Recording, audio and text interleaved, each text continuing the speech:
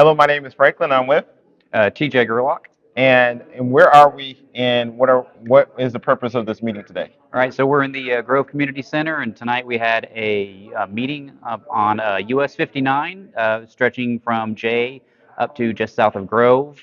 So we're going to have some improvements coming up on this highway, and we just wanted to present that information to the public and get some input on it. And so, what do you do as well? What's your title? I'm the Public Information Officer for the northeastern Oklahoma portion of ODOT. Okay, and what is ODOT? What does that stand for? The Oklahoma Department of Transportation. So we Okay, manage all of the numbered highways throughout the whole state. So interstates and state highways and U.S. highways. Turnpikes are obviously through the Oklahoma Turnpike Authority, though. okay. So, um, what got the ODOT to take on this project? What was the rationale for doing that? So this project is a long time coming. Originally, the original plan was to do what was called a Super Two, which is mainly consisting of adding shoulders to the existing highway. However, the traffic and the development that's happened in this area, as well as the tourist season throughout the summer, we decided to go ahead and go from that Super Two all the way up to a 4 lane, and then and so many sections is actually going to be a 5 lane, so it's going to have a center turning lane as well. Wow. Okay. So it's going to have a center turning lane, and about how much does the now? You said first of all, I was asking someone else's question. You said it was a long time in I guess thinking about it or whatever. About how long is a long time? What's the definition of a long time?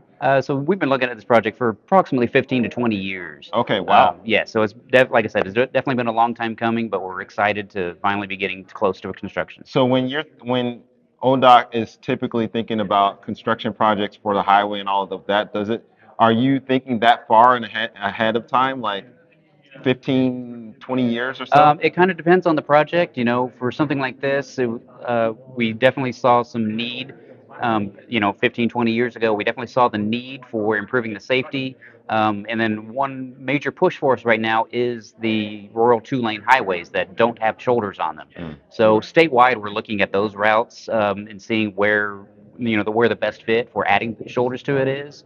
And then, as I said, there's so much traffic through this area, especially during the summer, Mm. and we just wanted to make some definite safety improvements to help traffic flow through here and make sure it's safer for everybody to travel. Okay, so their main focus in doing this is safety for people, and I did ask already because I looked at some of this tour, but for how much is this approximately going to cost? So this project, we're looking at about $48 million, and once we enter construction, probably early next year, we're looking at probably a year and a half, maybe up to 2 years construction. Okay, and is this money coming from Grove or where's this coming from? So this is state funds, federal funds, and then the tribe got a grant that we're utilizing some of that money. So the Cherokee tribe is helping us out as well, or the Okay, Cherokee Nation, excuse me. so we don't have to like Grove is not footing the bill for $48 million. Absolutely not. But obviously, some of our taxpayer money is contributing to the highway. Definitely, anybody that fuels up their vehicle, they pay gas tax, and then, like I said, we're getting money back from the federal government to put into this project, so it's going to help that helps us offset a lot of that cost. Okay. And I'm glad that we could see this. Now, what was the purpose of this meeting? You were wanting to inform people about what you're doing, Hmm. and I think that I got a paper when I first was here where you can write in comments or something like that. What can you Right. explain about that? Yeah, so the purpose of this meeting was to, like you said, present the information to the public so that they understand what is going to be done, what the changes are going to look like, as well as how it might affect them if they have property around here, and then also solicit input so people have the opportunity to send us feedback, and that it may be something we didn't think about when we were planning and designing this project, so that they can send that feedback to us. We'll take it into consideration, and it'll be an official part of the report when the report is done, and people still have the opportunity to do that. They can go to odot.org/public meetings. They'll find the link to this meeting. They can see all the information that was presented tonight, and there'll be an opportunity to comment on there as well. Okay, and I think there's a deadline at the end of some. I'm not exactly sure the exact date, but I think it was sometime at the end of this month. Right, it'll be 2 weeks from tonight. Okay. All right. So if you want to put some comments in, then yes, you can do Facebook comments, but the real comments that you're going to really pay attention to probably are going to be the ones where people are doing that on the actual website. Absolutely. All right, so that's good to know. With this design that we're talking about, are there going to be any sidewalks included on this? No, we're not planning any sidewalks with this project. This is mostly just to improve that safety, straighten out some curves so that it's you don't have as much as dangerous curves when you're going through between J and Grove. Okay, excellent. I looked at the plans. I think they look pretty good, and I am thankful that there is funding for this and for safety. I don't see why I would be against that. Hmm. And if we're not going to have those as many curvy roads, that is helpful as well. So Definitely. I want to thank you for coming out here. And I heard if I overheard that there was at least 100 people or close to 100 people that We came to this Yeah, we open had house between today. 80 and 100 people here this evening, so it was a very great turnout. Excellent, excellent. I'm glad that people wanted to come. It's important to come to meetings like this, especially when you're having this at a pretty convenient time for I Hmm. think a lot of people. But I hope that people also be able to see the video and know that y'all are here to help us understand what you're doing and ultimately help our us give us help us help keep us safe. I'm going to definitely edit some of that. And you help keep us safe. Yes, definitely. Okay, TJ, while you're here, I just want to pick your brain a little bit more Hmm. about especially the winter. And can you tell us some behind the scenes preparations that the department, I forgot, ODOT is what you Yes, say? ODOT. Yes. ODOT has to prepare for the winter in terms of caring for the roads. Okay. So whenever there's snow or ice in the forecast, we're definitely pay attention to that forecast, and that kind of helps our timing so that we know when those crews are going to need to be coming in and getting in their trucks and hitting the road.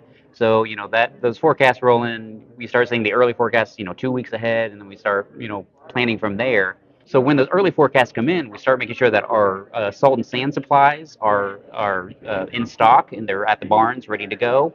And then we bring in the equipment and make sure that it's ready to go. So all the lights are working, the plows are attached. We put the spreaders in the back of the truck so that they're ready to go. And then all this is happening in the days and even week up to leading up to a storm. And then obviously when we have a busy winter, those spreaders may not come off the back end, so they're still ready to go for the next storm. But yeah, so all of that is happening, and then when the forecast is, the next day or so, we'll start looking at, okay, when do those people need to come in and report so that they can get on the road and start monitoring conditions. And that's a big part of it is monitoring conditions so that whenever, whether it's snow, sleet, frozen, freezing rain, whenever whatever precipitation falls starts coming down, we're already out there. We're already treating the roads as it's happening. The first thing to freeze is always our bridges and overpasses. So, anytime there's a bridge, that's going to be slick first. So those are the first areas that we're going to hit and make sure that we're treating. Um, and then, yeah, I think that covers that part. Okay, and I think we were also talking off camera about sometimes people try to pass a snowplow and what could potentially be a pitfall of that. So absolutely, one major pitfall during winter weather is number one, we ask people to slow down and drive for those conditions. That 55, 65 mile an hour speed limit that you see posted on the highway, that's for a clear, dry day. That's when that speed limit is supposed to be in effect. When it's adverse conditions, you need to slow down and drive for those conditions. Some people sometimes get a little impatient, even during winter weather. They might come up on one of our plows, and we ask people to maintain 2, maybe even 300 feet behind that plow. That's about the length of 4 to 5 school buses. That's a good measurement for people to understand. And so we ask people to give that distance so that this plow has the room that it needs to do the job, and that driver is not having to worry about somebody trying to pass them. Because a lot of times what happens when somebody tries to pass a plow is they get caught up in maybe the material that's being pushed off, or maybe they hit a slick spot that the driver hasn't obviously gotten to yet, and they spin out, or they have an incident, and then somehow they'll come into contact with our plow. A lot of times when that happens, the plow might have to be taken off the road, and so go into the shop for repairs, and that takes a piece of snow removal equipment off the road, and we have to figure out a way to bring a truck in, maybe from another county or a different type of equipment, in to replace the work that that truck was doing while it's being fixed. I was very impressed, as well as a lot of people in Grove, for the snowplows that were out and did an excellent job, Mhm. and we're very thankful. I'm not just speaking from my own personal experience, but there's this post that there's a lot of people Right. that were expressing thanks for what y'all are doing. Well, we appreciate that, and our drivers will definitely appreciate that. You know, they're very proud of the work that they do. Yeah, we're very thankful for them. And with that, I'm thankful for you doing this All interview as right. well. Thank you. All right, have a nice day. With this design that you're talking about, are there going to be any sideways? I'm sorry. With Sidewalks. with this design that we're talking about, are there going to be any sidewalks included on this? I feel like I had another question, so let me just pause. Okay, just a minute. I forgot. I literally forgot that question.